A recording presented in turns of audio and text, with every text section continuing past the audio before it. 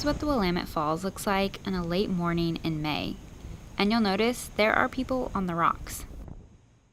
On Thursday, May 14th, Grand Ronde Natural Resources Department employees ferried Grand Ronde ceremonial fishers, and me, to the falls with the goal of catching the ceremonial first fish.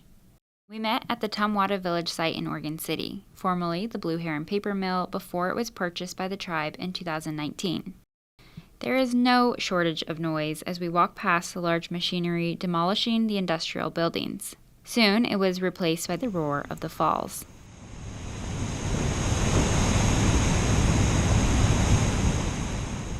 Carefully, we exited the boat onto the rocks and began our slick ascent to the 42-foot wall of rushing water. The dry suits and felt-bottom boots, carabiners, nylon rope, and helmets may not be considered traditional to some, but Native people are modern people and we have access to safety equipment, and it is certainly needed out here. What is traditional is the use of dip nets. These long, semi-flexible poles extend over the water with a thin net attached to a loop on the end. Driven by instinct, fish are expected to be at the base of the falls, waiting for the perfect opportunity to jump it to reach the shallow spawning grounds upriver.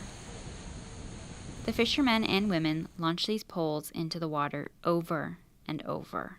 Using a sweeping motion, they pull these poles back in, and with luck and experience, they should snag a fish in the process.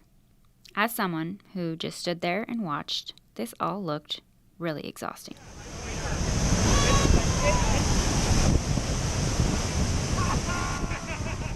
Muffled by the ever-present loudness of the falls, cheers break out as the first fish is finally caught.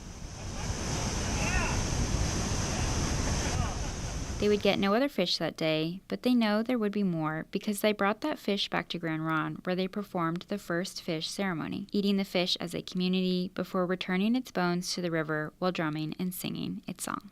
I'm Kamaya, a Grand Ronde tribal member and the social media digital journalist for Smoke Signals.